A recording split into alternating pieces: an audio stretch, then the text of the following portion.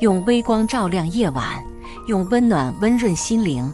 亲爱的朋友们，欢迎来到微光夜读。生娃时，老公在陪白月光，意外没能从产房走出来。老公得知后傻了眼。接下来开始我们本期故事，记得点击订阅并开启小铃铛。我老公对我并无爱意，我感受不到任何人的温暖。一个缺爱的孩子，从出生起就注定像我一样，要走过一条布满荆棘的路。我仰望着医院的天花板，双手紧握着床边的护栏，上面布满了过往病人的印记，记录了多少母亲的苦难和心声。我无法评判他们所经受的是否有意义。在医生和护士紧张的呼声中，我仿佛感到自己的灵魂在缓缓上升，所有的痛楚在这一刹那都离我而去。这份轻松让我心生贪恋，这是我有生以来最安逸的时刻。护士急切地冲出去找家属签字，但却失望而归。她急匆匆地回到我身边，轻拍我的脸颊，带着哭腔问：“你醒醒，留的电话怎么都打不通？有没有其他联系方式？”我虽无法回应她的关切，但心中感激，少有人为我流泪。我甚至想抬起手来安慰她，告诉她无需为我难过，我们不过是彼此的过客。她在我身边没有找到任何能确认我身份的物品，唯有那个我忍受着剧痛买下的礼物，静静地躺在地板上。我的身体已经失去了生命的温度，我听见他们急切地呼喊着要抢救，为了那个仅8个月大的孩子做最后的努力。那个孩子经历了如此重创，即便存活也几乎是个奇迹，所以他们最初更多的是在为我争取时间。也许那孩子也不想继续留在这个世界上了吧。他们的全力以赴并没有挽回我们母子的生命。回忆如潮水般涌来。那天我在给他挑选生日礼物后，回家的路上遭遇了车祸。那个路口没有监控，肇事司机逃逸了。我头上的鲜血模糊了我的视线，我只能拨打他的电话求救。然而我打了10几次，他都没有接听。我艰难地爬到有人的地方，才被好心人发现。在那一刻，我唯一的愿望就是能保住我的孩子，他是我唯一的依靠。而现在，我庆幸我的孩子和我一起离开了这个世界，他不会像我一样独自一人在这个世界上孤独地承受着痛苦。医护人员仍在全力抢救我，但我的身体已经僵硬，孩子也被剖了出来，然而他已经没有了呼吸。我们就这样静静地躺着，医护人员有的默默无言，有的失声痛哭。我飘到孩子的身边，试图抚摸他的脸庞，却只能穿过他的身体。孩子，委屈你了，投生在我的腹中，希望你下辈子能有一个更好的家庭，有一个疼爱你的父亲。因为找不到家属，医院只能将我们送往停尸房。我不知道自己在那里待了多久，只记得时钟的指针转过了整整7圈，然后我发现自己可以离开那个地方了。我飘出了那片阴暗，慢慢地回到了我和他曾经的家。今天的阳光很炙热，我感觉我的脚在阳光下渐渐变透明。我刚到院子里，就听到婆婆的谩骂声。我都说了不要娶那个女人，你偏偏不听。她长得一张狐媚子脸，不知道跟那个野男人鬼混去了，已经7天没回家了。他回来你就跟他离婚，孩子打掉，我们家不需要来路不明的孩子。我来到老公面前，他此刻脸色阴沉，带着怒火盯着手机上的名字。那是我的名字，舒如月。这时候他的手机突然响了起来，他伸手拿过来，看到屏幕上的名字，却又冷静下来。小婉，怎么了？修哥哥，姐姐还没回来吗？小婉，我撑着脑袋看着他，小婉是他的初恋，也就是他的白月光。他之前对我说，如果没有我，他跟小婉会更幸福。现在他如愿了，我死了，他们可以在一起了。没有。风明修揉了揉眉心，一双锐利的眸子更加犀利。不用管他，他最爱耍小脾气、无理取闹的女人。过2天就自己回来了，他最爱她了，怎么可能离开？呵，那头宋婉的声音温柔似水。修哥哥，你还是找找姐姐吧，她怀着孕，别出什么事了。她勾引男人的本事一绝，他爹都没能打死她，她能出什么事？风明修冷嘲热讽地说完，又温柔地对他道：你好好休息，若是你前夫还纠缠你，我把他送进监狱。好，谢谢修哥哥7天前陪我离婚，有你在我就没那么害怕他了。2人挂断电话，婆婆坐在老公旁边。宋婉离婚了。风明修滑动着屏幕，手指停留在一个新闻上面：赵姓司机酒驾连撞多人后逃逸。婆婆眼珠转动，算计着：你跟宋婉重新开始吧，她除了长得不如那个胡妹子，哪儿都比她强，家世也好，配得上咱们家。风明修站起身，再说吧。他拿起车钥匙和外套出门。你小子，我还不知道你啊。婆婆很开心地说道：我去把那胡妹子的东西丢出去，我一会就去接婉婉过来。我站在婆婆面前，第一次见面，她就不喜欢我，还诬陷我偷她的钱。那时候的老公还不是这样的，他会站我这边。怒对婆婆：他是什么时候变的呢？我想起我跟他的爱情，有几分怅然。我们是大学的时候认识的，很狗血的剧情。他是富家公子，而我是勤工俭学的贫困生。我母亲早逝，我从小跟着父亲生活。因为长得好看，初中的时候就有很多男生喜欢我。我父亲每次看到男生靠近我，都会把我打一顿，说我会勾引人。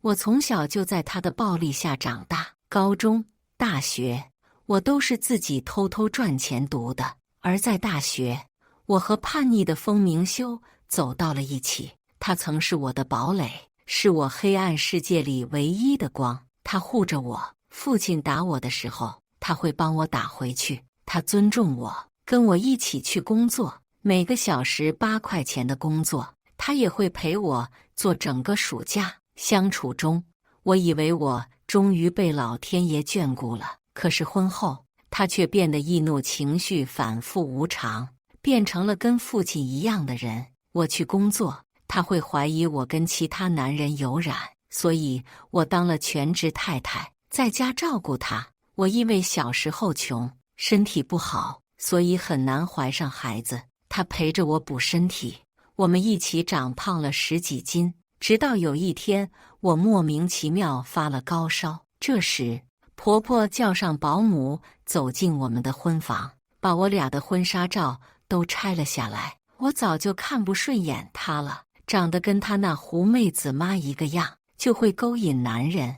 保姆吴妈想说什么，却也只能憋回去。片刻说道：如月已经7天没回来了，我还是有些担心她。她语气鄙夷。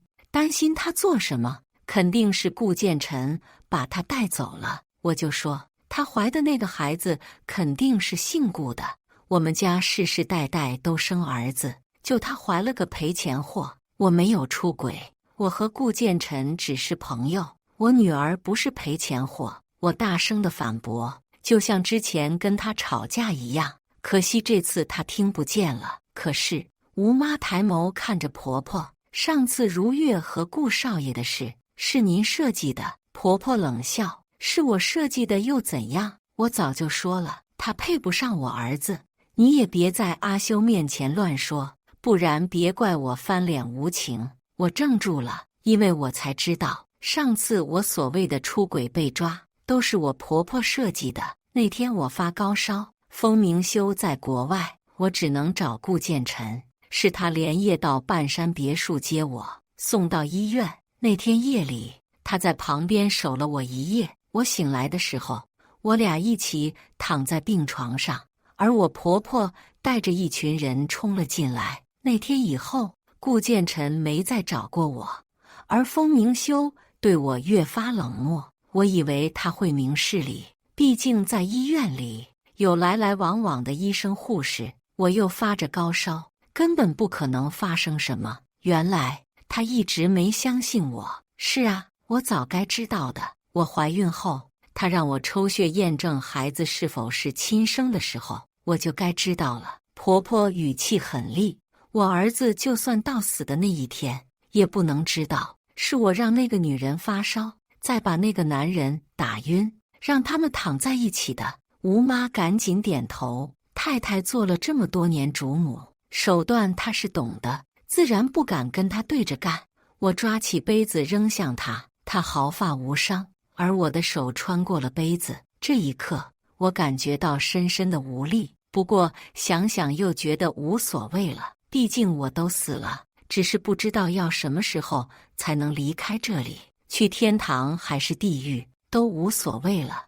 我的灵魂跟随了风明修2天，他像往常一样工作、吃饭、应酬，唯一不一样的是，他偶尔会打我的电话，但没接通，他又是一阵谩骂，该死的女人，电话又是关机。他喝醉了回到家里，宋婉在沙发上等他。修哥哥，他急忙过去扶他。风明修盯着他的脸，缓缓地道：如月。宋婉脸色一僵，他抱着他的手一紧，修哥哥，我是婉婉。风明修微怔，被他扶着进了房间。他倒在大床上，宋婉哎呦一声倒在他身上。我在旁边看着，两人的气氛很暧昧。宋婉趴在他胸口，修哥哥，如月姐姐回来，你会跟他离婚吗？风明修盯着空荡的墙壁，会，我会让他付出代价，离开他这么多天的代价。宋婉露出笑容，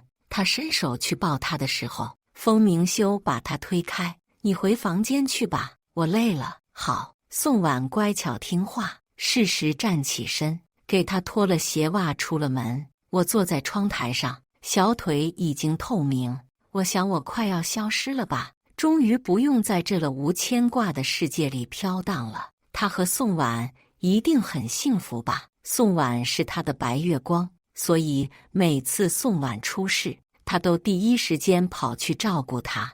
我也是结婚以后才知道的，原来他会喜欢我，是因为我像宋婉，我们的性格都很张扬。宋婉的张扬是大小街的无忧无虑，而我的张扬是满身尖刺，谁靠近就扎谁。宋婉大学时出国治病，她无聊便跟我在一起了，就像逗那张牙舞爪的小猫，把她驯化是驯兽师的乐趣。后来宋婉回来了，但是她是回来结婚的，她找到我，奚落我。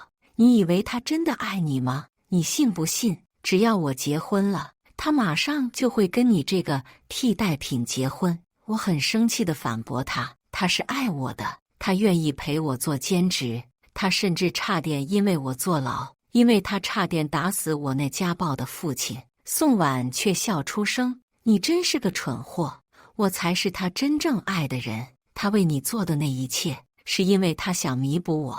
他的嘲讽讥笑让我有些生气。我还没伸出手，他已经倒在地上哭泣。风明修出现，赶紧扶起他。他有些失望地看着我，你这是做什么？他身体不好，你别碰他。我那时候很伤心，因为他不信我。后来我才知道，让我伤心的还在后头。结婚以后，他不止一次因为宋婉让我伤心。宋婉吐血了，宋婉被家暴了，宋婉做菜切到手了，这些他都能去帮忙。用他的话说，宋婉在国内只有他一个亲人，他只把她当成亲妹妹，因为他对我也很好，我们又在新婚期，所以我相信了他。我还记得前不久，宋婉来找我，送来了风明修的皮带，他脸颊微红。修哥哥昨晚太急，皮带都扔到了床下，今早竟记着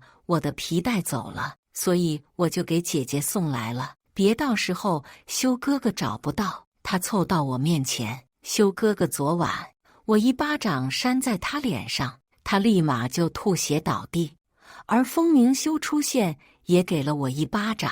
我那时候怀着孕，失望地看着他，他赶紧把吐血不止的宋婉抱起来送进医院。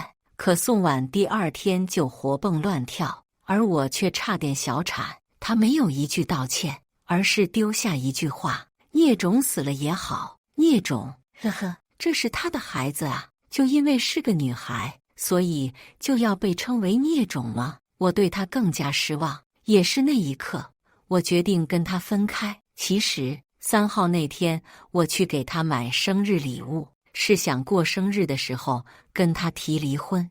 我不想女儿过着我之前的生活，没有这个父亲，我们会更幸福。可惜没有如果，我死了，我们也没离婚。躺在床上的风明修一夜好眠，早上他还多吃了一碗饭。婆婆在旁边跟宋婉有说有笑。今天如月姐姐还是没回来吗？宋婉眼里有着担忧，是不是因为我在这里，所以如月姐姐才不回来？要不我今天离开吧？她懂事的样子让人心疼。我婆婆抱住她的手臂，婉婉，你爸妈都在国外，赵志国又想找你麻烦，你去哪都不合适，在家里陪陪我这老太婆吧。宋婉捏着手帕，擦拭着眼角的泪花。可是我不走，如月姐姐就不回来，她才是这个家的女主人。什么女主人？她不配。风明修说了一句，这么久没回来，我已经不要她了，我嫌脏。婆婆林桂香笑容灿烂，可不是吗？她的东西我都扔了，以后我们这个家的女主人只会是你。宋婉看向风明修时，一脸娇羞。这一家人其乐融融的时候，吴妈走了进来，先生，顾先生来了。顾建臣，我看向了窗外，顾建臣来干什么？他每次出现都会被风明修揍一顿，而他怕我为难，都不喊疼。他是来找如月姐姐的吗？听说他和如月姐姐经常睡在一起。他说着捂着嘴，一脸自己不该提这个话题的样子。风明修脸色阴翳，他刚站起身，一道白色的身影从外面冲了进来，狠狠的一拳打在他脸上。风明修，你他妈的凭什么不让如月出门？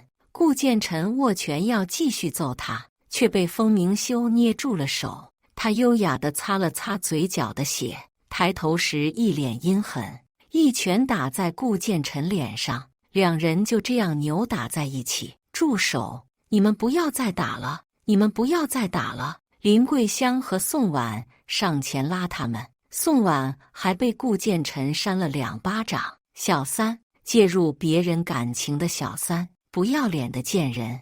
顾建臣可不管你是男是女，他只认对错。我的身体穿过他们，无力地看着顾建臣被打，我喃喃自语道：顾建臣，你图什么呢？我们只是普通朋友啊，你不必为我出头。是啊，普通朋友。我学的服装设计，第一次工作就是在顾建臣这里。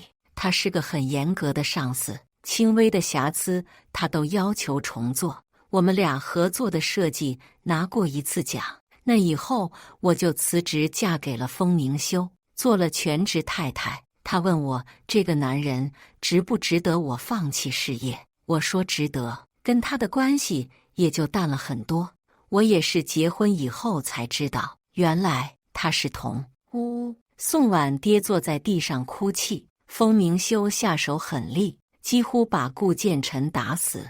顾建臣不再笑着，而是嘶吼着：如月的作品拿奖了，他拥有1000万的版权费。我来只是想告诉你，她是个很优秀的女孩子，她也有交朋友的权利，你没权利把她关起来。风明修也没好到哪儿去，他青紫的嘴角还在流血。听到这句话抬起头，他不是跟你走了吗？顾建臣撑着身子爬起来，吐出一口带血的唾沫。跟我走？他要是肯跟我走，站在领奖台上的就是他了。我听着顾建成的话，有些高兴。我还是有价值的吗？之前我设计了一款让航天员在太空穿着舒服的衣服，没想到真拿奖了，1000万的版权费，真好。若是我还能说话，我一定要告诉顾建成，把这个钱捐给上不了学的女孩子们吧。因为淋过雨，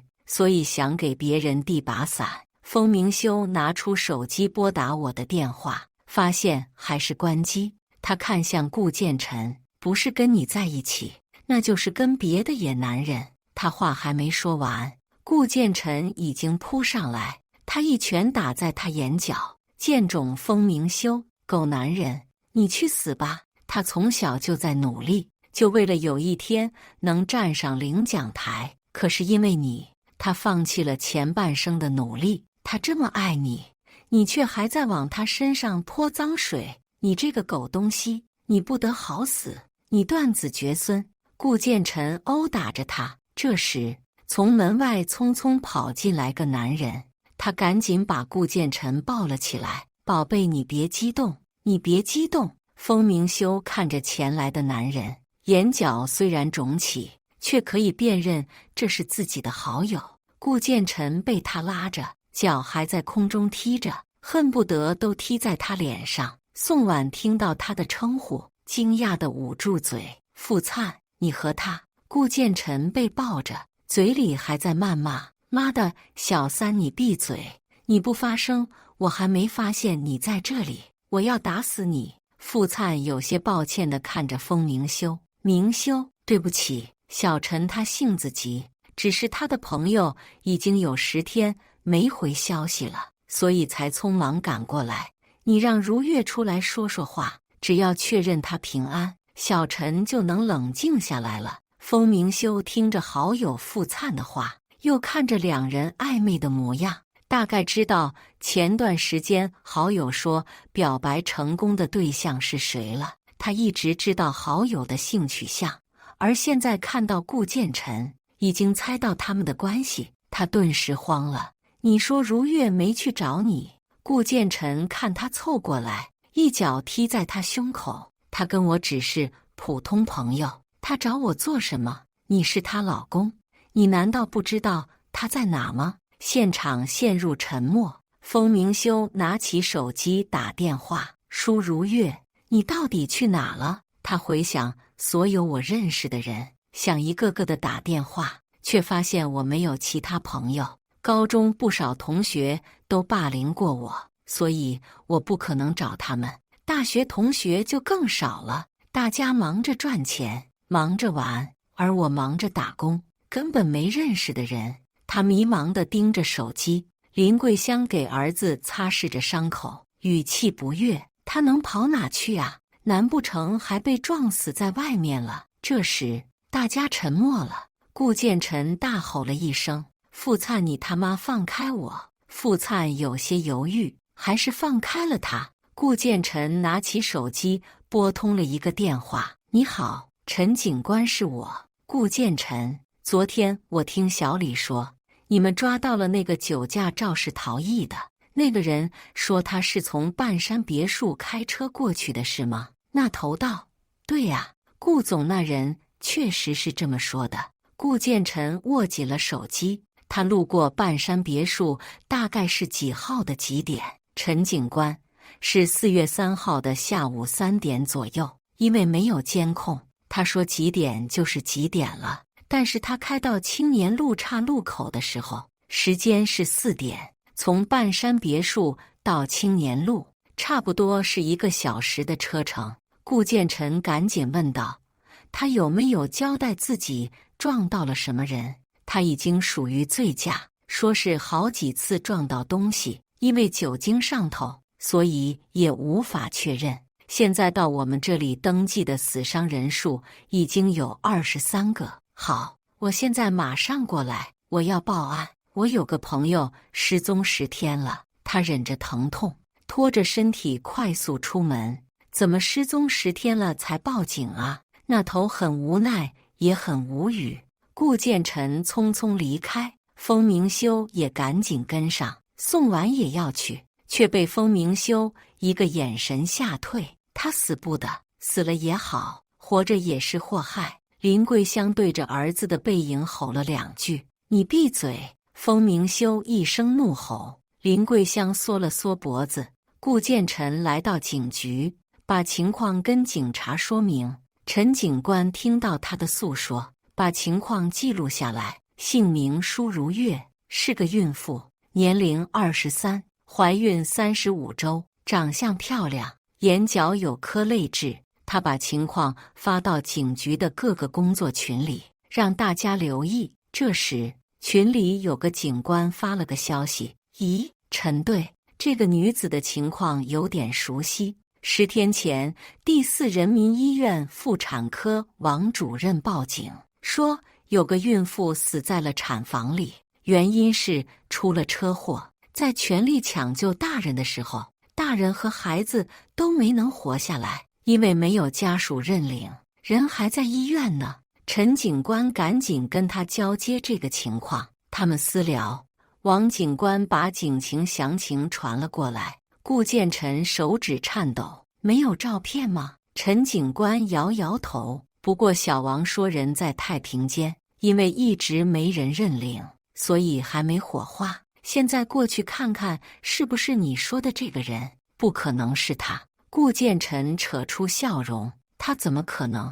他想起那个积极向上的女孩，他总说孩子出生以后是个女孩的话，一定要让她学跆拳道，免得受欺负，一定要让她自由快乐，想穿裙子就穿裙子，想歌唱就歌唱。傅灿握住顾建臣的手：“没事，肯定不是他，他可能是想散散心，所以出门了。对，他这人就喜欢出门转悠，这么怕死，怎么可能会死这么早？”风明修说着，开车朝着医院而去。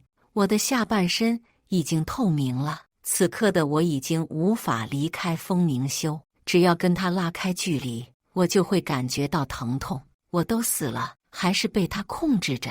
来到医院，护工带着警察去太平间。这个姑娘太惨了，我们找了很久都没有找到她的家人，跟她同一天出事的都归于尘土了，他们还在这里躺着。他念叨着，顾建臣的拳头握得很紧。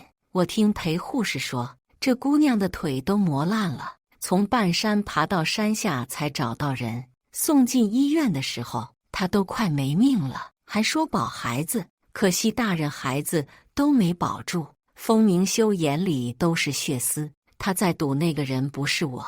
风明修眼里都是血丝，他在赌那个人不是我，而我飘在他身边，看着自己越来越透明的身体。难怪我是从脚开始透明的，原来是因为这里是最先受伤的呀。来到第52号，他把锁打开，还在碎碎念，现在都得锁上，因为有人会来偷。一块白布盖着身体，旁边还有一个小小的轮廓。护工大叔掀开了白布，露出了尸体的模样。顾建臣看到我的瞬间，他顿时爆发出哭声：“如月，如月！”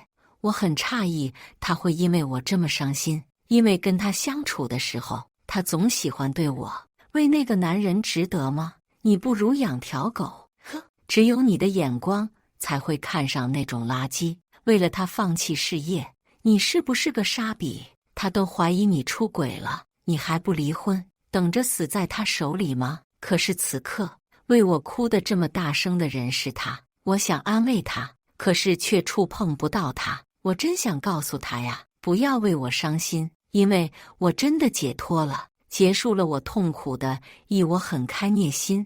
查勤验生，他不敢看我的脸，更不敢看旁边那个小小的生命。他靠在傅灿肩头上，一个大男人哭得抽泣。而风明修呢，他静静地看着那具尸体，旁边的标签上写着4月3日晚20点30分离世。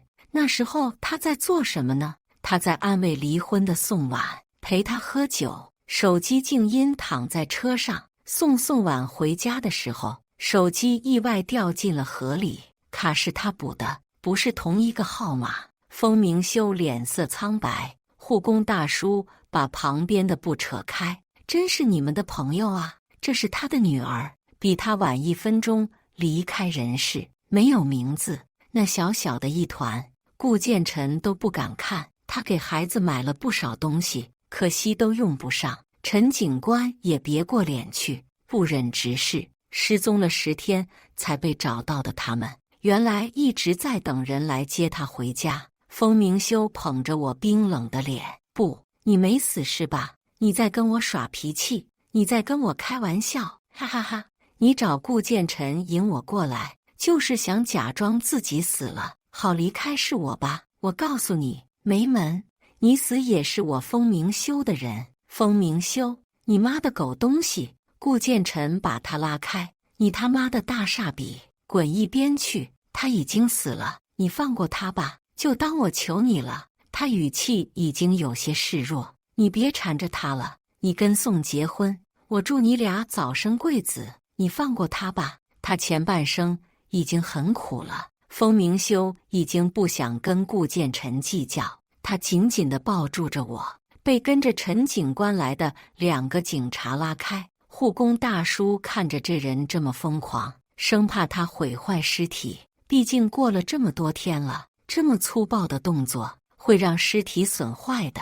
他赶紧推了进去，把锁锁上。我看着风明修，他在做什么？他是伤心吗？他不是不爱我了吗？为什么还会伤心？我死了，成全他和他的心上人不好吗？顾建成泣不成声，他多怕疼的一个人啊！从半山别墅爬到路上，爬得血肉模糊。他给你打电话，你为什么不接？为什么？如果你接了，他也许有救。为什么死的不是你风明修？你最该死！你是杀人凶手！你亲手杀了如月和你的女儿。风明修如遭雷击。是的，是他害死了如月。如果那天他接了他的电话，他就不会死了。你好，谁是风明修先生？这时，有个小护士走了进来，她是害怕踏入这个地方的，但是想到死者让她交予的东西，还是来了。她太心疼他们母女了。风明修抬起头，护士递上了一个盒子，这是舒如月女士留下的东西。风明修赶紧走过去，护士看到他，不由得带着哭腔指责道：“风明修，那天我给你打电话，你为什么不接？”风明修低下头，抱歉。你跟我说什么抱歉？你跟他说抱歉啊，她是你的妻子，临死前都还在想着保住你们的孩子。我找家属签字找不到，打电话打不通，我还以为孩子他爸死了呢，这不人模狗样的在这里站着吗？他把东西扔到他脸上，渣男，你怎么不去死啊？他说完快速离开了，擦拭着脸上的眼泪，因为那一天会成为他职业生涯永远的痛。风明修蹲下身，捡起地上的盒子，打开，里面放着一个8音盒。他想起他和他结婚前，他问他有没有想要的礼物，明年结婚周年庆就送给他。他笑着说，他想要的自己直接买了，唯一一个遗憾是小时候母亲不让他玩的8音盒，说那是女孩子玩的东西。其实他很喜欢音乐，但是8音盒被摔坏了，他的人生也走上了另外一条路。而此刻，这个8音盒也坏了，不是护士摔坏的，而是车祸的时候，因为它上面血迹斑斑，无法想象他那么小的身体是怎么护住他的。风明修抱着盒子跪在地上，不停地砸着自己的脑袋。你该死，怎么死的不是你呀？我在他旁边，听到他的声音，已经没什么感觉了。不管他是真的还是演的，对于我来说都无所谓了，因为我快要消失了。现在的我只剩下脖子和脑袋，其他地方都已经透明。顾建成哭晕过去，是傅灿带他离开的。陈警官了解了这边的事，把情况整理告诉了风明修。3号中午1点，被害人从家里出发，走到山下的金层大厦买了东西，返回途中被醉驾的赵志国撞倒。赵志国肇事逃逸，心里慌乱的情况下，快速地冲到了市区，造成25人受伤，1名孕妇死亡。我穿过熟悉的门廊，看到了那个曾经充满欢声笑语的家，如今这里却变得冷清而寂静，没有了往日的温馨与热闹。客厅的沙发上还散落着我之前为未出世的孩子准备的柔软玩具和彩色图书，那些都是我精心挑选，希望给他一个五彩斑斓的童年。如今这些物件只静静地躺在那里，似乎在诉说着一个未能实现的美好愿景。我飘向我们的卧室，那张大床依旧整洁，但已失去了我们相依相偎的身影。墙上还挂着我们的婚纱照，照片中的我笑得如此灿烂，仿佛幸福就在触手可及之处。然而，现实却是如此的残酷，我的笑容只能永远定格在那一刻。我转向书房，书桌上还摊开着我怀孕时研究的育儿书籍和笔记，每一页都密密麻麻地写满了我的心得和期待。但现在，这些都成了无法实现的梦想。我轻轻地触摸着那些字迹，仿佛能感受到当时怀着宝宝的自己，那种对未来充满期待和憧憬的心情。突然，门口传来了钥匙开锁的声音，是他，我的丈夫，那个对我和孩子漠不关心的男人。他推开门，一边换着鞋子，一边打着电话，他的语气冷漠而敷衍，仿佛对电话那头的人并不在意。我知道了，他现在怎么样了？哦，已经没事了。那你们就好好照顾他吧。我现在有点事，晚点再过去。他说完，便挂断了电话。我站在他面前，看着他那张面无表情的脸，心中涌起一阵莫名的悲凉。这就是我曾经深爱的男人，现在却对我和孩子的生死漠不关心。我甚至怀疑，他是否曾经真心爱过我，是否对我们的孩子有过一丝期待。他走到沙发前坐下，随手拿起一本杂志翻阅，他的眼神空洞而迷茫，仿佛这个世界上已经没有什么值得他留恋的东西。我突然明白，他也许并不是不爱我，而是他根本就不懂得如何去爱。我静静地站在他身边，看着他的一举一动。我不知道自己是否应该恨他，恨他对我和孩子的不闻不问。但当我看到他那张疲惫而孤独的脸时，我发现自己竟然恨不起来。也许我们之间的缘分就此尽了。我只希望他能找到属于自己的幸福。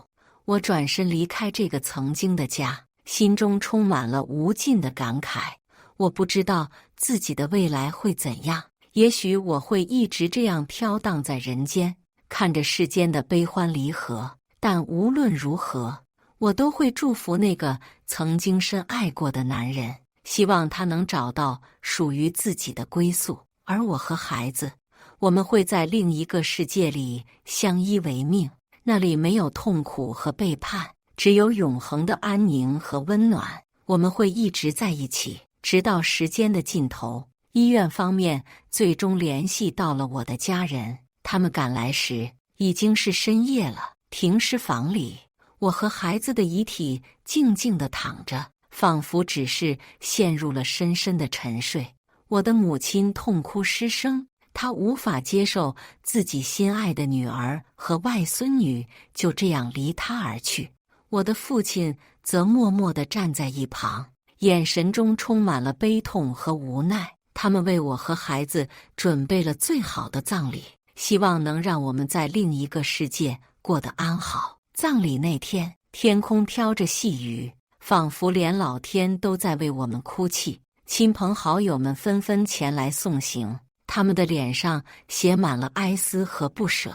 而他也来了，他站在人群中，默默地注视着我和孩子的遗照，眼神中闪过一丝复杂的情绪。我不知道那是否是悔恨或是愧疚，但这一切都已经不重要了。随着牧师庄严的祷告声响起，我和孩子的棺材被缓缓送入墓穴中。那一刻，我仿佛听到了孩子在呼唤我，他告诉我他并不害怕，因为有我一直陪在他身边。葬礼结束后，人们纷纷离去，他独自一人站在墓前，久久不愿离去。我不知道他在想什么，也许是在回忆我们曾经的美好时光，也许是在忏悔自己的过错。但无论如何，我都希望他能重新开始，找到属于自己的幸福。而我和孩子，我们会在那个世界里继续相爱相守，我们会一直在一起，直到永远。故事完，接下来是我们本期第2个故事。记得点击订阅并开启小铃铛。我死在了盛夏，魂魄飘飘荡荡，晃回了曾经的家。我的丈夫江彻抱着他的白月光送情，坐在我最爱的沙发上，拥抱亲吻。我听见宋晴问他：“你把我带回家，你妻子不会介意吗？”他说：“他不在家，如果真要介意的话，我会和他解释的。”我苦笑一声：“不用解释了，江彻，你永远都见不到我了。”我和江彻商量好，一起去江南的避暑胜地，以弥补我们当初因为疫情没能如愿的蜜月旅行。临行前一晚，他的手机打进来一个电话，我听到那边传来一道绵软的女声：“江彻，我回来了，我的丈夫。”他赶紧捂住了话筒，看了蹲在他旁边的我一眼，对我说：“瑶瑶，你先收拾行李，我接一下电话。”我抬起头看着他的眼睛，问他：“是宋晴吗？”向来温柔的他突然暴躁：“别多管闲事。”我心里那根紧绷了3年的神经，硬生生的被撕扯了一下，顿顿的疼。哦了一声：“那我先去收拾东西了。”说罢，我就去了衣帽间，但望着柜子里他黑白灰色调的衣服和我花花绿绿的裙子，分明亲密交织在一起，看起来却又格格不入。我突然有些意兴阑珊。宋晴的声音我一直都记得，而我也从来都知道，只有他才能一句话便影响到江彻的情绪。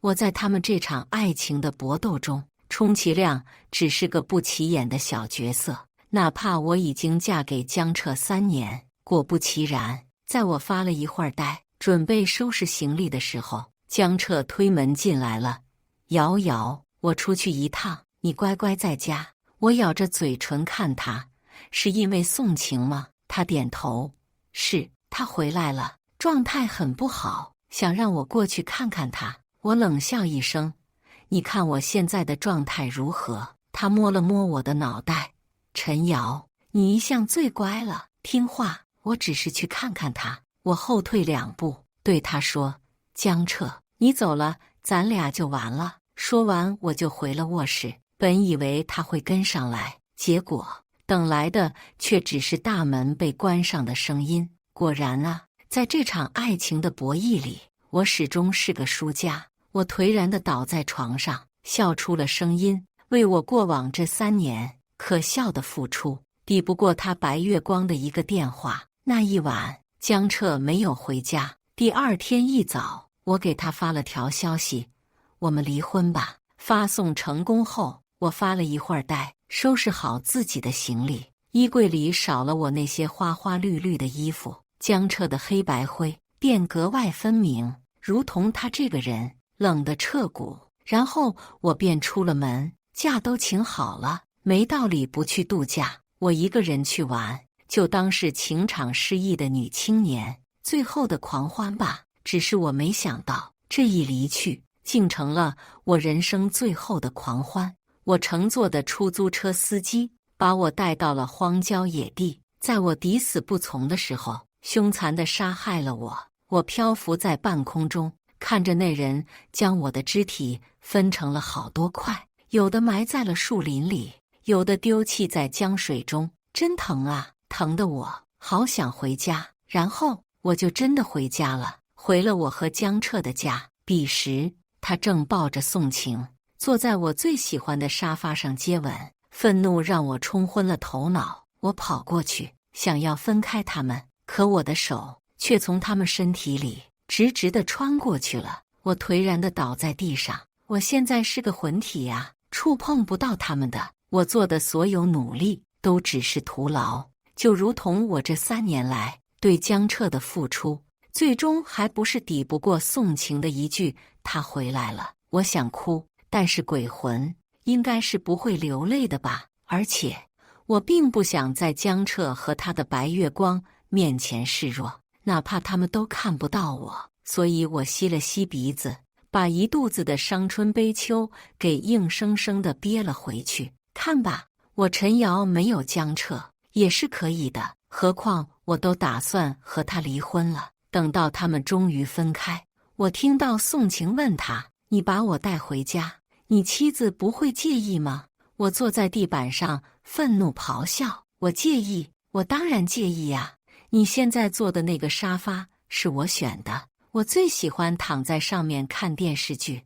你脚下踩的小猫垫子是我买的，我下了班没事就会坐在垫子上靠着沙发吃东西。你头顶的那个吊灯是我和江彻结婚的时候我好朋友送的，花了他1个月的工资。你面前的这个男人，他是我爱了3年的男人，还是我名义上的丈夫，我怎么能不介意呢？可我介意有什么用啊？”江彻并不在乎，他只是摇了摇头。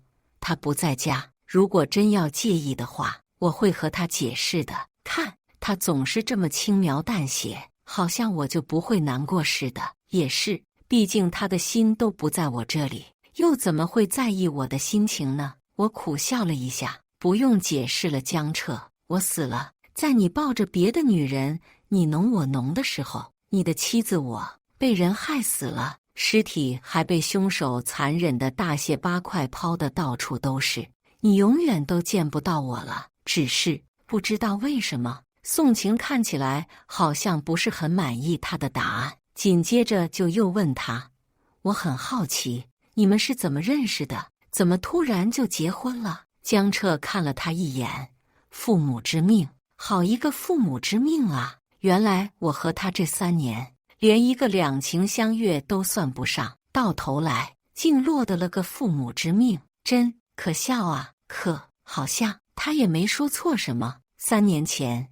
我和江彻确实是相亲认识的。那时候我即将大学毕业，找好了工作，还没开始上班，每天悠哉悠哉地赖在床上。我妈觉得我半死不活，不思进取，所以生拉硬拽，在某个下午把我带到了咖啡厅里。到了我才知道，她竟然给我策划了一场相亲，对象是她幼时玩伴的儿子，也就是江彻。我对他一见钟情，哪怕他告诉我他有很喜欢但没能在一起的人，所以他永远不会喜欢我。可我当时多骄傲啊，不就是个已经成为过去的白月光吗？我要的是他的现在和未来呀，跟过去计较什么呢？所以我信誓旦旦地对他说，话不要说得太满，我有信心，最后你一定会喜欢我的。而他可能没见过我这么厚脸皮的女生，直接呆在了原地，一杯咖啡愣是放凉了，都没喝一口。还是后来咖啡馆要打烊，我提醒了他一句，他才匆忙起身同我告别。不过自那天起，为了追到他，从来十指不沾阳春水的我，开始一次次为他洗手做羹汤，一次次把饭送到他公司楼下，还在他每次应酬完酩酊大醉的时候带他回家，彻夜不眠地照顾他。看他平日里工作太累，周末的时候我便寻着各种由头带他出门散心，哪怕他总是拒绝我。我知道他爱吃什么，爱喝什么，爱听什么歌，爱看什么电影。我还知道他早上几点起床，中午几点吃饭，晚上几点睡觉。总之，为了追他，我拿出了比高考前突击学习还要认真的态度，不知道是功夫不负有心人，还是我的努力感动了老天爷。在又一次去江澈家里给他送饭的时候，他的小区因为出现了疑似肺炎病例，我刚进小区就直接连人带饭的被封在了江澈的单身公寓里。我当时人都傻了，这孤男寡女的多尴尬呀！虽然我是在追他，但我也没色胆包天的想跳过恋爱就同居，把生米煮成熟饭啊。结果在我这尴尬的恨不得找个地缝钻进去的时候，江澈倒是淡定，打开我带过来的饭盒，直接吃了起来。这人可真是心大，难道不知道旁边还有个垂涎他美色的我吗？不过他这样倒是让我放松了不少，也没那么尴尬了。等他吃完，又把碗洗了，才坐下来，拿过一瓶饮料，拧开瓶盖递给我，喝点儿吧，看你一直在舔嘴唇。我那是紧张好不好？毕竟我长了20多年，还是第一次跟除了我爸之外的男人同处一室，还是我在追着的男人。咕嘟咕嘟灌了几口饮料，我给自己打气，反正伸头一刀，缩头也是一刀，大不了早死早投胎。放下饮料瓶子，我两眼直勾勾地看着他。江澈，你知道我在追你吧？他点头。那你怎么想的？我紧接着追问道。他敛了神色。陈瑶，我跟你说过的，我之前有个很喜欢的人。算了，你别说了。我气馁地躺在了他家的地毯上，还用手捂住了耳朵，拒绝再听他说出的伤人的话。他走过来，蹲在我面前，轻轻拉开我的双手，眉眼含笑。怎么不听人把话说完呢？我气鼓鼓地瞪他，听什么？听他再说一次拒绝我的话呀？这段时间我听的还少吗？像只小河豚一样。好了，别撅着嘴了，我想和你说的是。说到这里，他顿了一下，神色突然严肃起来。陈瑶，我想和你说的是，我之前确实有个很喜欢的人，但是现在我愿意和你试一试，是一个往后余生。我愣住了，一瞬间像是有人在我心上开了一枪，密密麻麻地绽放出了整个春天。你说真的吗？我听到自己颤抖的声音。他点头。我嗷呜一声扑进他怀里。那我现在可以抱你了吗，男朋友？他双手环住我的腰，小声说了一句：小女孩子家家的，不知羞，抱自己男朋友还要害羞啊。我吐了吐舌头，那时候可真美好啊。可现在我都死2天了，一半尸体在地下腐烂生蛆，一半尸体在江中被鱼虾蚕食。而那个说往后余生都会和我在一起的男人，他根本没有想过给我打一个电话，甚至还把我新买的睡衣拿给了他的白月光。先穿一下摇摇的吧，委屈你了。让宋晴穿我的睡衣，都好似让他受了莫大的委屈。这婚我当初是怎么瞎了眼结的？这是我死的第3天，我还在家里徘徊，钝刀子割肉的疼痛好像已经不那么清晰了。我甚至还有心情在家里闲逛溜达，看看我养在阳台上的那些花花草草。对于宋晴，我也没有刚开始见到时那么抵触了，闲来无事还会观察一下她。说白了，我还是有些不甘心。我想知道他是怎么能让江澈念念不忘这么多年，甚至抛下结发妻子去接他，摒弃仁义道德把他带回家的。但显然时间太短，我还观察不出来。我只看到晚上江澈在厨房做饭的时候，宋晴拿了他丢在茶几上的手机鼓捣着玩。江澈不喜欢我看他的手机，但如果是宋晴的话，应该没事的吧。果然，江澈从厨房出来，看到宋晴拿着他的手机，只是笑了笑。别玩了，过来吃饭。宋晴应了一声，迈着轻盈的步伐朝他走过去，坐在餐桌前，托着下巴看着他。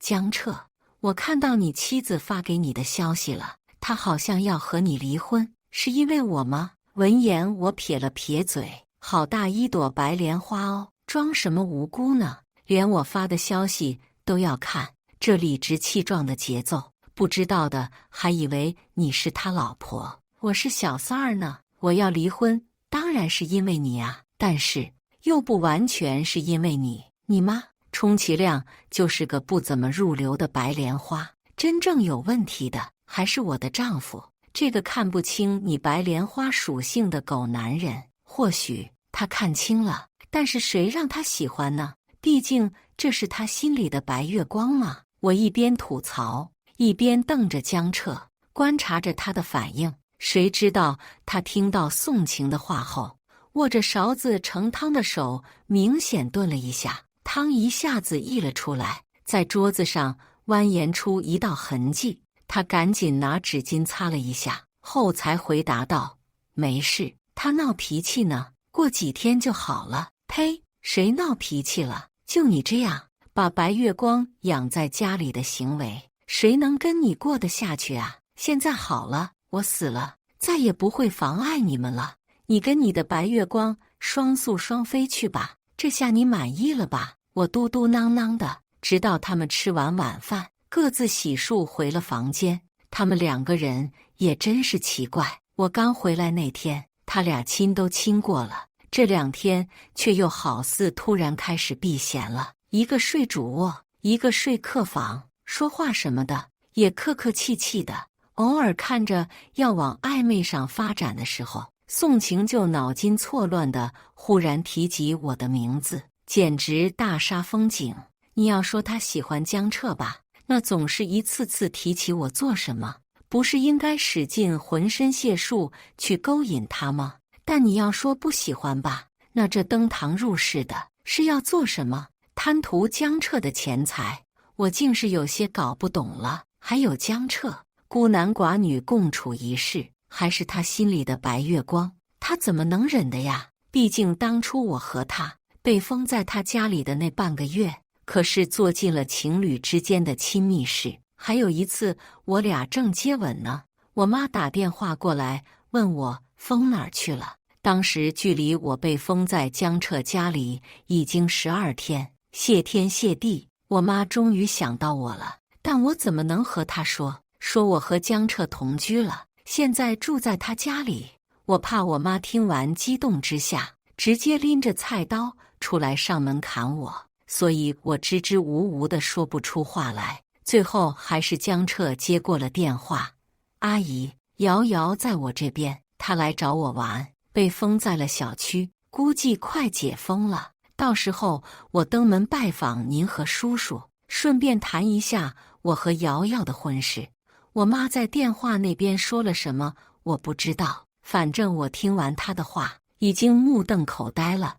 怎么就谈婚论嫁了？江彻挑了下眉毛：“怎么，你是撩完不想负责任？我哪有，我是怕他后悔。那你想怎样？”他突然笑了：“当然是娶你，那是我这么久以来第一次见他笑得那么开心。风光霁月，后来的一切都顺其自然了。小区解封后，江彻陪我回了我家，后来还去买了戒指。他单膝跪地，一脸郑重地和我说：‘陈瑶，我们结婚吧。’我点头，冲着他笑，眉眼弯弯的。好啊，就这样。寻了个风和日丽的日子，我们领证了。领完证的那天晚上，他带我去见他的朋友。酒精上头，我听到有人问他：‘宋晴呢？’真不想了，这是我第一次听到和江彻有关的女人的名字。我想，这个大约就是当初我们相亲的时候，他口中的爱而不得。果不其然，听到宋晴这2个字，江彻的眼睛肉眼可见的红了。当时他是怎么回答的呢？他说：“人嘛，总得屈从现实。”很显然，我便是那个现实。那一刻，我只觉得自己好像是个笑话。我的丈夫在新婚第1天，醉意朦胧地想着别的女人，一个叫宋晴的女人。我后来在网上找到了宋晴的社交账号，看到过她的照片，还在他发的视频里听到过他的声音，绵软柔弱，好似带着丝丝缕缕的钩子，过耳难忘，确实担得起江彻白月光的称号。当然，我做这些，江彻并不知道，而且他一直觉得我是个挺笨的女孩子。可他不知道，一个女人如果一旦开始怀疑一些东西，那必然会化身福尔摩斯，不放过任何蛛丝马迹。江彻一直对我很好，好到我以为送情不会影响到我们的生活，可现实却并不是这样。我偶然翻看了一次江彻的手机，看到他微信收藏里全都是送情的照片。那时候我就知道，这个叫送情的女人，她是长在江彻心里的曼陀罗，至今弯弯绕绕，蔓延成了江彻的枕边人，也就是我心里的一根刺。以至于那天那个电话，只一句话，我就知道对面的人是他。人生太艰难了，活着的时候难过，死了做鬼，还要看别人相亲相爱，拖前一天晚上胡思乱想的福。第二天，我有些无精打采的。倘若不是变成鬼，我是怎么也想不到，鬼居然也会惧怕熬夜，或者只有女鬼惧怕。毕竟我们女人天性爱美，熬夜是美丽的宿敌。我在家里晃荡着，试图找到我仅剩一片的面膜，不能用，我看看也有心理安慰。但很不幸，那面膜被宋晴翻出来敷脸上了。这是我死的第4天。这天晚上，江彻没回家吃饭，好像在加班，只有宋晴一个人敷着我的面膜，窝在我们的房子里，拿着手机看电视剧。他在看艾丽穿品如衣服那一集的时候，还低下头看了看他身上的睡衣。哦，那睡衣是我的。当初我还吐槽这电视剧狗血，这么看来，现实也没好到哪里去嘛。我老公的白月光，现在可不就穿着我的睡衣住在我们家里吗？果然，艺术来源于生活。我低着头，小声在心里骂了2句。再抬头就看见宋晴正拿着手机在鼓捣着什么，飘到他身后，才发现他输入的竟然是我的手机号，应该是他看江彻手机的时候存下来的。这白莲花心眼子还挺多，怎么着，终于憋不住了，来向我示威了。可惜呀，我的手机都在江水里泡坏了，我的尸体都快被泡得漂浮上来了。等我飘上来，吓死你们这对狗男女！但眼下，我作为一个鬼魂，根本做不来什么。况且，我也很想知道他要给我发什么，所以我撑着下巴蹲在他身后，看他手指在键盘上划拉着，给我发了一条彩信。是那日他和江彻在沙发上拥吻的照片，附带了一句话：陈瑶，你识趣的话，就和江彻离婚吧。在感情里，不被爱的才是第三者。我简直要被面前这个女人给气笑了。这什么炸裂的三观？不被爱的才是第三者？那我的结婚证是用来干什么的？真无耻啊！我不得不感叹一下，江彻的眼盲心下放着我这么一个根正苗红的大好青年不要，非喜欢那么个心都黑透了的白莲花。眼盲心瞎呀，眼盲心瞎！我正骂他的时候，家里的大门开了，江彻一身酒气地走了进来。宋晴赶紧放下手机过去搀扶，皱着眉头问他：怎么喝了这么多酒？当然是应酬呗，不然你以为房子车子吃的喝的都是天上掉下来的呀？我翻了个白眼，果然江彻只摆了摆手：应酬无爱，这就无爱了。当初我在家，他每次醉酒回来，可都跟条小赖皮狗一样，黏黏糊糊缠人的，一会儿要抱抱，一会儿要亲亲，一会儿又老婆我饿了，老婆我渴了，反正就做的找不见东西南北的那种。怎么到他白月光这里就换了个画风呢？舍不得折腾白月光，所以就可着我霍霍呗。狗男人，我呸！我怒瞪着面前这个已经被我划分到渣男行列的男人，看他和他的白月光说了晚安，等白月光进客房后，又独自一人强撑着去洗漱，艰难地挪回卧室。这男人在干什么呀？白月光就在眼前，放着大好的机会不把握，反倒把自己整得可怜兮兮的。搞什么飞机？别以为这样我就会心疼，我才不会心疼心里有别人的男人。我骂骂咧咧地蹲在我们的床上，看他窝在床头，一直盯着手机。好奇心的驱使下，我直接趴在他身上，朝他手机看过去。活着的时候不让我看他手机，我死了总管不着我了。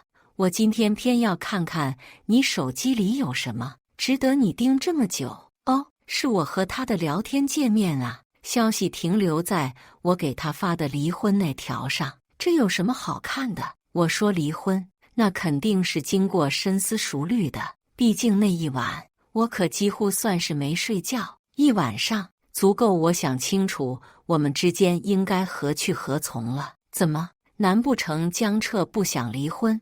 那他想干什么？想家里红旗不倒，外面彩旗飘飘，那可真是渣到无边无际了。我啐了他一口，翻过身准备睡觉去，懒得再看他的手机了。做鬼也得保持心情愉悦，好好睡美容觉，才不能因为一个渣男被影响到，睡到迷迷糊糊，还听到身边的狗男人喊了好多声瑶瑶。我烦躁地揉了揉耳朵，喊什么喊？叫魂呢？我是被一阵痛意给惊醒的，那种烈日灼烧皮肤的感觉，让我溃烂的伤口无处遁形，连灵魂都感受到了疼痛。是的，在水里漂浮了5天，我那残缺的尸体终于重见天日了，还把那个将我打捞上来的老渔民给吓得不轻。老人家哆哆嗦嗦的，差点也一头栽进水里，跟我殉葬，真是不好意思了。如果以后有机会，我一定亲自登门致歉，再加上道谢。谢谢老渔民发现我后报了警，让警察顺着我那破败的尸体上找到了我的身份证。我看着都想吐槽，这可真是奇迹呀！我都被水泡成那样了，身份证居然还在身上。不过也正是因为这个，警察才能很轻松地确认了我的身份，并且顺利地联系到了我的父母。我妈虽然每天对我骂骂咧咧的，但到底就我这么一个女儿，那是往骨头缝子里疼着的。听到我被残害的消息后，眼一翻，直接晕了过去。我爸也没比我妈强到哪儿去，一屁股坐在了地上，半晌没缓过神。我家里兵荒马乱，而我那渣男老公此刻还一副岁月静好的模样。今天是我死去的第5天，也是周六。江彻不用上班，坐在家里的阳台上晒太阳。宋晴在他旁边的吊篮中窝着看书。男才女貌，天作之合，他们很配，绝配，顶配，天仙配。而我只配缩在角落里，做一只不知道什么时候就会魂飞魄散的孤鬼。敲门声响起的时候，我还在自怨自艾。江彻起身走了出去，拉开门，门外站着2个身穿橄榄绿的人民公仆。来人首先冲着江彻做了下自我介绍，并掏出了证件，并在江彻一脸懵逼的时候，直接冲他抛出了一个大炸弹：我的死讯。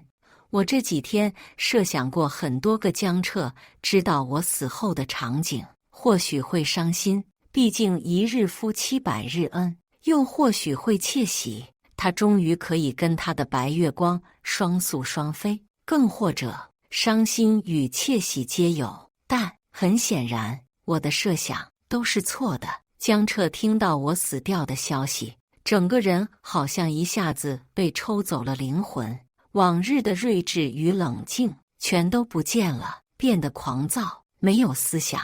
他愤怒地冲上去，拽住了一个警察的衣领子，目眦欲裂：你们一定是骗我的，对不对？瑶瑶怎么会死呢？她怎么会死呢？但警察毕竟是警察，一时不察可以被偷袭成功，却不会一直被江彻掐着脖子。人家轻巧的就反制住了江彻的胳膊肘。家属，请您冷静一下，估计是外面动静太大了。在里面看书的宋晴也走出了门。怎么了，江彻？警察面面相觑。你是？宋晴大概也没料到上门的竟然是警察同志，他好似被吓到了一样，眼眶立马红了。我是江彻的朋友，因为我丈夫家暴，我无处可去，不得已这几天暂住在他家。我丈夫家暴？什么狗血伦理大剧？我老公的白月光，人家其实是有老公的，所以我老公是个不折不扣的大冤种。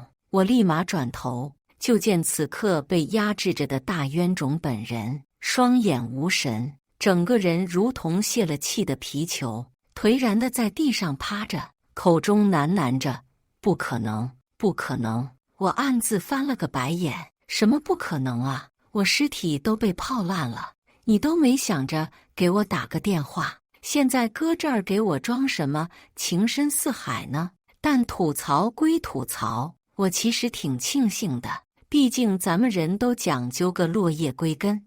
我那尸体一直在水里飘着，也不是个事儿，总得回家的。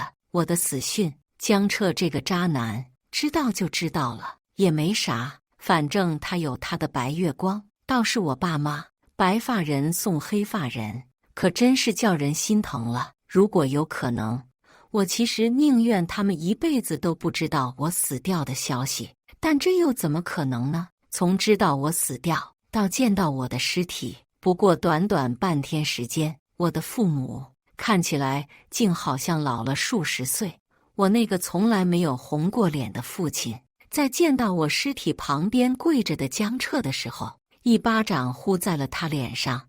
我把我女儿交给你，你就是这么对她的吗？她在水里泡了这么些天，你在做什么？江彻一言不发地跪着，我在他旁边替他回答，他在陪他被家暴了的白月光，但是他们都听不到我说话，所以我爸妈并不能为我撑腰。不过也无所谓了，我死都死了，只希望警察能尽快把凶手捉拿归案吧。警察的办案速度属实有些出乎我的意料，从接到报案到抓住凶手，不过短短1天半的时间，我头七都还没过去呢，他们这就破案了。凶手这么无能，这不显得被害的我更无能了呀？我站在人群里，一会儿看看我的父母，一会儿看看江彻，最后把视线定格在杀人凶手身上。就是这个人，害得我与亲人阴阳两隔地。人心呐，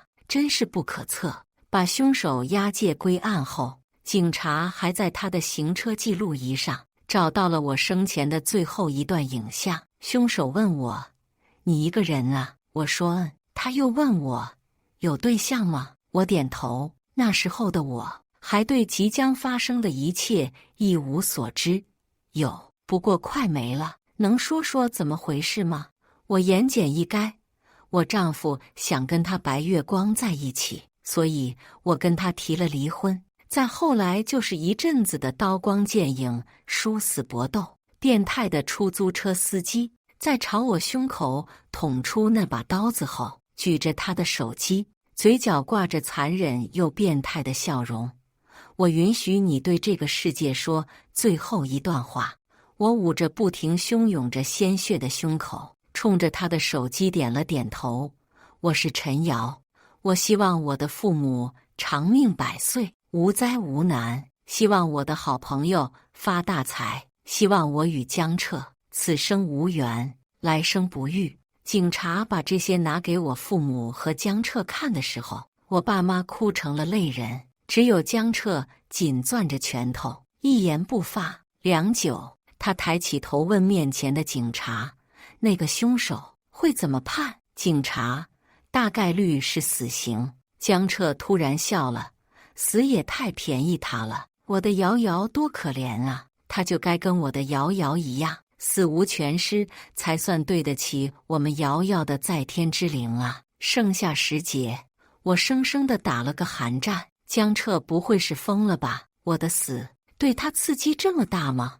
我一时竟有些看不清他了。人死后，倘若心愿未了，便会回煞，回到阳间，看看家人朋友。待心愿了，就彻底该走了。这是我死后的第10天，凶手已经被抓了，我的家人们也都知道我的死讯了，灵堂也布置了起来。我的父母站在我的棺木前，悲痛欲绝地接受着亲朋好友的安慰。我的丈夫江彻不知所终，我听到亲戚里有人大骂他是个负心汉，在我遇害的时候还在家里养着小三儿。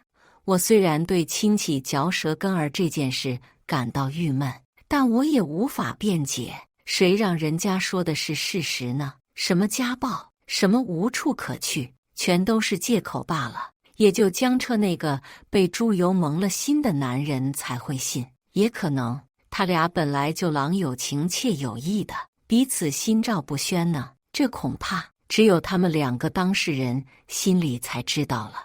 我看戏一般的穿梭在亲戚中，想着今天完了以后，可能我就该走了。毕竟我也没什么理由一直留在阳间了。我的父母，我只希望他们如同我临死前许的愿那样，无病无灾，百岁无忧。别的我也没什么可奢求的了。我闭上了眼睛，突然感觉到胸口被撕扯着，一阵疼痛，天旋地转间，我竟然见到了我那个不知所终的丈夫。他浑身是血，却唇角含笑。他说：“我的瑶瑶，他当初该有多疼啊！”他还说：“所以死就是太便宜他了呀。”我心里一阵恐慌。江彻这个疯子，他做了什么？他是怎么在警察的眼皮子底下把那个出租车司机给大卸8块的？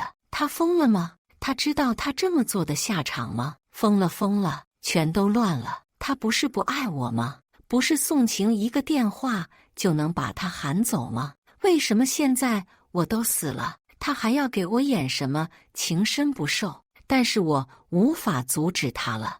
我的灵魂变得越来越透明，我知道我要从这个世界上消失了。可我至死都没明白，我的丈夫江彻，他到底爱不爱我？或许不爱吧，毕竟他那么喜欢宋晴。可不爱的话，在我死后，他又何至于此？那么或许是爱的吧，但都没有关系了。我真的已经死了，灵魂也彻底堕入黑暗，耳畔仿佛有不真切的呼唤，那个声音越来越真实。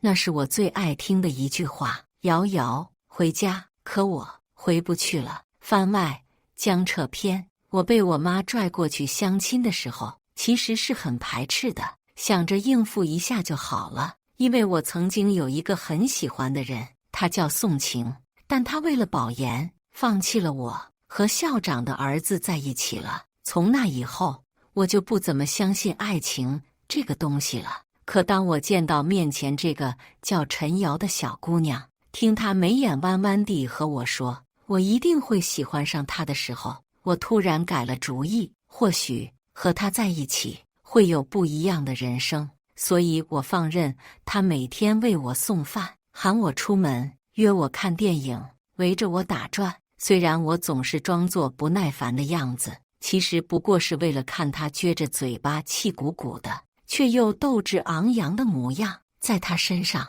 我看到了自己丢失许久的青春。在他和我一起被封在我家里的时候，我心里生出隐秘的欢喜。我吃着他带来的饭，他撑着下巴看着我，我们这样真的好像是小夫妻过日子啊。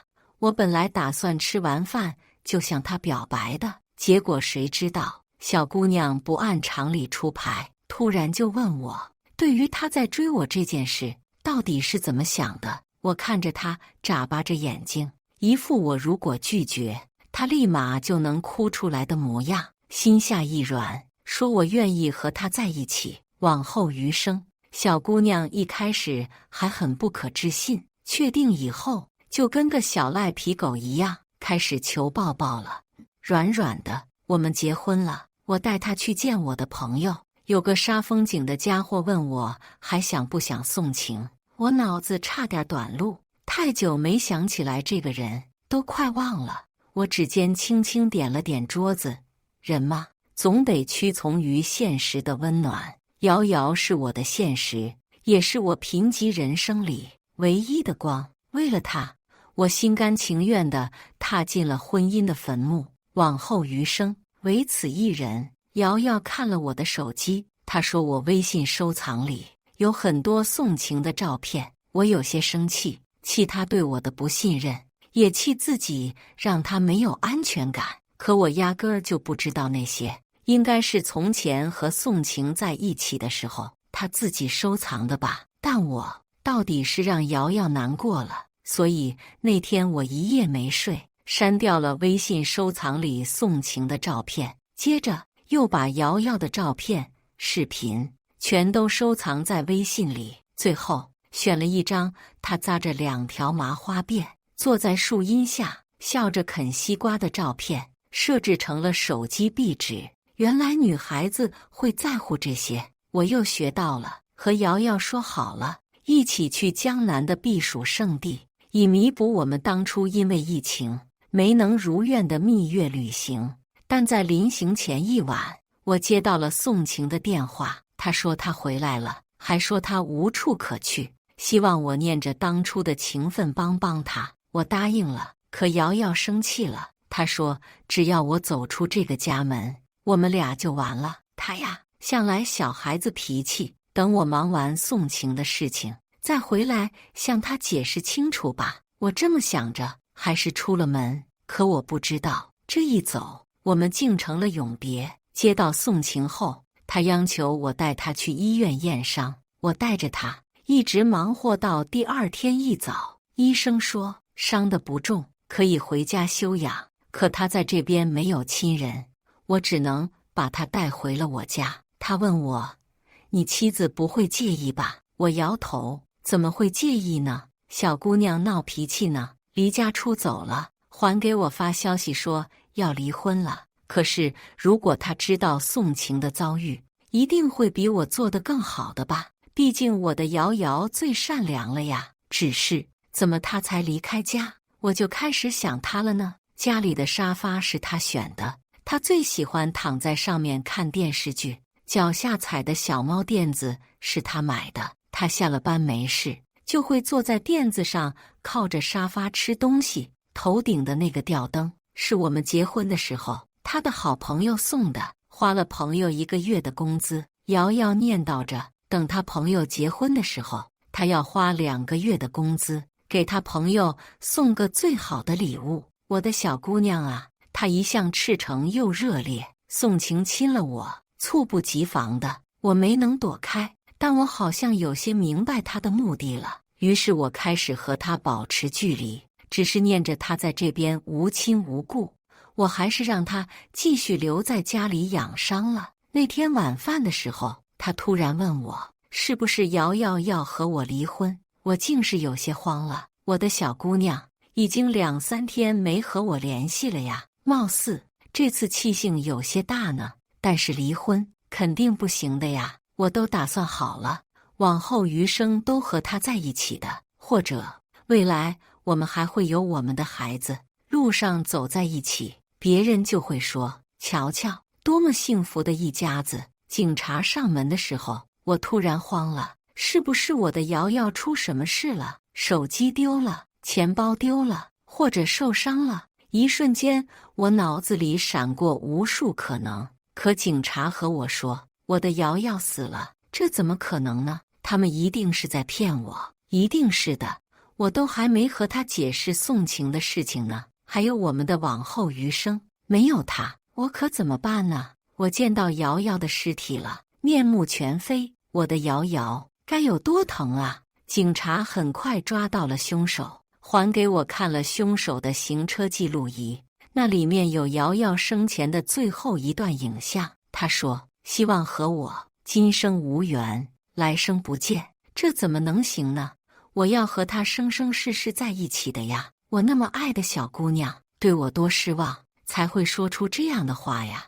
我该为她做些什么偿还呢？不如就让凶手也尝一尝被分尸的滋味吧。江彻这个名字曾经是学神的代名词，所以我轻而易举地进入了警察局，并且杀掉了伤害瑶瑶的凶手。他的血溅得到处都是。警察赶过来的时候，我举起了双手，手铐戴上的瞬间，我感受到了解脱。恍惚中，我好像看到了瑶瑶的影子，我喊她：“瑶瑶，回家！”可她头也不回地离开了。我的世界一片黑暗。尾声，这年冬天，第一场雪落下的时候，轰动一时的警局杀人案终于宣判了。案犯江彻因犯故意杀人罪，判处死刑，但因其犯下凶案之时精神状态极其不稳定，故判处死刑缓期执行，剥夺政治权利终身。法锤重重敲下，一切尘埃落定。江彻隔着窗户看了看外面的天空，灰蒙蒙的，是他的小姑娘最不喜欢的天气。感谢大家的观看。本期影片大家觉得是第一个故事精彩，还是第二个故事精彩呢？欢迎大家在下方评论区讨论。如果你喜欢这类故事，记得点击订阅微光夜读，并分享给更多的人，这会对我帮助很大。再次感谢大家的观看。